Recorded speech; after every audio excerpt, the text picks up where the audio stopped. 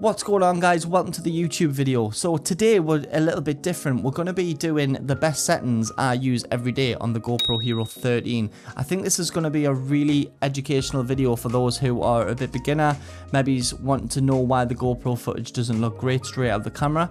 I've been using this camera for about 6 to 8 months now, and one thing I do realise is when I did first take it out the box, set it up, and I was excited to go and do a video, I didn't do any post-processing. I just kind of wanted to see what the footage looked like out the camera, and as soon as, I mean, it looked amazing, but as soon as light got a little bit low, I was noticing a lot of noise, grain, stuff like that. So I'm going to be running through how to get rid of that, how to eliminate that.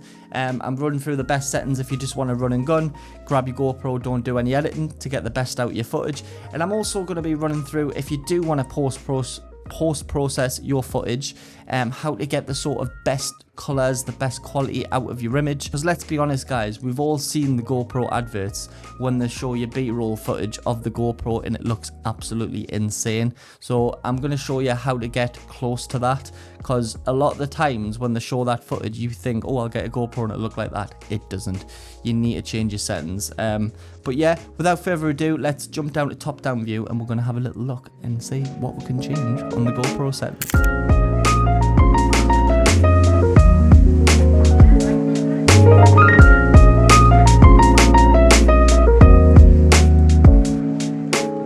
Here we are, here's the GoPro Hero 13. I love this action camera. I've been using it constantly for vlogs, even getting some B-roll cinematic footage, guys, because it is more than capable with this camera. One thing I did realize with it, I scratched it. I mean, if you look here, I think I put it in my pocket with some keys, but just to keep in mind, guys, it does scratch very easily on the top end there. The screen not so much, but just make sure, obviously, cover your lens or just don't put it in your pocket with your keys like I did, because there was a bit of scratching going on there. But just to run through, we're not going to be running through a full setup, guys, so this is just assuming that you have took it out of the box and you've, you know, selected your language and the settings you want to get the GoPro ready for recording. So we're just going to power it on the side here. There we go, and here we are in the standard home screen. Now the first thing you want to do, basically, scroll down on your GoPro and you scroll right. If you go into controls, you're probably going to be set to easy. Now the most important thing you want to be doing here is turning your controls to pro, and that's going to give you full settings over the camera settings. That's regardless if you want to process your footage or if you just want to sort of get it straight out of the camera. You still want your settings on pro, because it's going to give you a bit more flexibility to get the best settings. So yeah, so I'm going to go onto my setting here, which I call vlog standard. Now this is just going to be your standard sort of preset. Now this is going to be for if you want to grab the camera, shooting a vlog, shooting family with friends or whatever like that, and you don't want to edit the footage, or you just want to maybe touch the footage a little bit, but you're ready to go. So with this one, so if you just click onto the three little lines there, that means you can edit the preset. So on this profile, no, on the cinematic ones, we're going to go onto log, but on this one, we're just going to keep it as a standard color profile. That means you don't have to do any sort of color grading or anything like that. Framing is quite important, so this is where you can choose your framing. So 16:9 is what I always use, but you can go 9:16, which is like vertical, 4:3, and 8:7 is a really cool one. So 8:7 is where you can record using the full sensor size, and you can sort of crop it 16:9, or you can crop it vertical if you want to use it for both. So you can choose after you've sort of shot that footage, but I normally like to just stick with 16:9, and I'll change it vertical if I ever want to shoot for TikTok, because that's just kind of what I do. Resolution, so I'm always going to be shooting 5.3K. You can shoot 4K, guys. 4K is more than enough, and you can reduce your file sizes by quite a bit, but honestly, 5.3K looks absolutely beautiful with these cameras. So I've been shooting 5.3K and been loving it, and there is quite a big difference between 4K and 5.3K as well. So I just like to get the best resolution possible. Frame rate, I'll just stick that at 30. Obviously 24 frames a second can look jittery sometimes if you haven't got the ND filters, which I'll speak about later. But if you just want some standard footage to come out the GoPro, 30 frames a second is what all social media platforms are using anyways. If you do want to slow down your footage, if you want to shoot any sort of slow-mo, you can shoot at 60 frames a second, and that'll give you the flexibility in post to slow your footage down. But if not, stick that at 30 frames a second. Digital lens, so this is totally up to you guys. I shoot linear, but you can shoot wide. So wide is your natural sort of GoPro look where it's extremely wide, but I like to shoot linear because it just goes in a bit more. I don't really like the super wide one because it's just that action cam look, isn't it? It's great if you want to go snowboarding, dirt biking and stuff like that, but if I'm vlogging or stuff like that and family and friends and whatever, I'll just keep it on linear. Hyper smooth, I'll leave that on. So stabilization in GoPro is really, really good. It looks so nice. Auto boost, I think that crops it in a bit, but I'm not really bothered about. Hyper smooth on is perfect for me. Capture is just where you can schedule capture and stuff. We're not really worried about that one. So your Pro Tune settings. So this is basically, I'll just set them to what they would be on yours. So these are quite important to get the sort of best quality out of your GoPro. So this is the most important part. So guys, bit depth is going to be on 8. That's probably just to save memory and stuff. What you want to do is you want to go and switch that to 10-bit, and you're going to get the most sort of out of your footage on that one. And your bit rate as well, what you want to do is change that from standard to high, and you're going to see a massive difference straight away. So get them changed, and that's the most important for the whole overall image quality and getting the best out of your image as well. Shutter, just keep that on auto if you want to just keep your exposure controlled by the GoPro. White balance, obviously never keep that on auto. One thing I have realized is GoPro does like to sort of cool the footage a bit, and I don't like auto because it'll change with every shot. So never shoot in auto unless you want to. It'll just change it for you. So I like 5500 is a sweet spot. It just warms the footage up a little bit, but it just looks nice and natural. ISO, this is quite important as well. Now, if you are shooting a low light, you can bump it up, but ISO minimum of 100. Now, ISO max, this is normally set to auto. You don't want it set on auto because the first thing I realized, it was bumping it right up as soon as I got in the car, or as soon as maybe the lighting conditions got a little bit bad.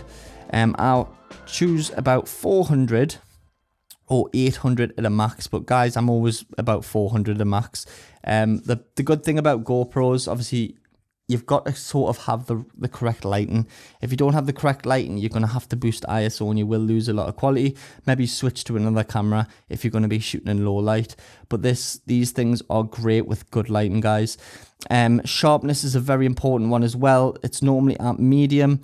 Now, the same with my DJI drone as well. I like to reduce the sharpness down to low, to the lowest setting, because they do tend to over sharpen your images.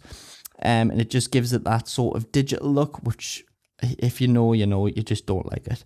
So keep that at low, and if you want to do some sharpening in post-process, you can. Denoise, I keep that on because I don't do any denoise when I'm editing my footage. Color, that is natural, and you can actually change that to flat if you want to do some color grading, but just to keep it running gun, we're going to stay on natural for now. Audio, we're not going to mess, come off this. Audio, we don't need to mess with that. And that is pretty much it, guys. So what we're going to do now is we're going to run through the settings if you want to post-process your footage. So these are the settings I use quite often here. So I'm going to jump into what I call it just normal vlog, and I'm going to hit the 3 lines there. So this is where you change your color profile, guys. So the color profile is log. Now, this is GoPro's log where you get to color grade your footage. So basically, I love to color grade the GoPro footage. This is where you get the best out of the dynamic range and the best out of the colors as well. So if you just hit log on there, you can choose on log, you can choose either 16:9 or 8:7. So I normally keep it in 16:9, but like I said, you can choose 8:7 if you want to use that full sensor size. Obviously 5.3K again. Now guys, I shoot 24 frames per second on this, and that's because I do have the ND filters, which darkens down the footage so you can get that natural motion blur look, and it looks a lot more cinematic. So if you want to shoot 24 frames a second, you can. If not, 30, and obviously 60 if you want to slow it down. But I keep mine at 24. Digital lens, I keep that at linear. Hyper smooth on again. And Pro Tune, exactly the same, guys. Bit depth, because you're shooting in log, it already puts it to 10-bit anyways. Bit rate high. Shutter, this is where you want to get a bit more creative. So like I said, you can choose your shutter rule, which is the 180-degree rule. So obviously if you're shooting 24 frames a second, I would shoot 1/48. But like I said, if you go outside, and your footage is overexposed, that's what the ND filters are for. So I'll just show you these now, guys. So the ND filters are a really good accessory that I bought from GoPro.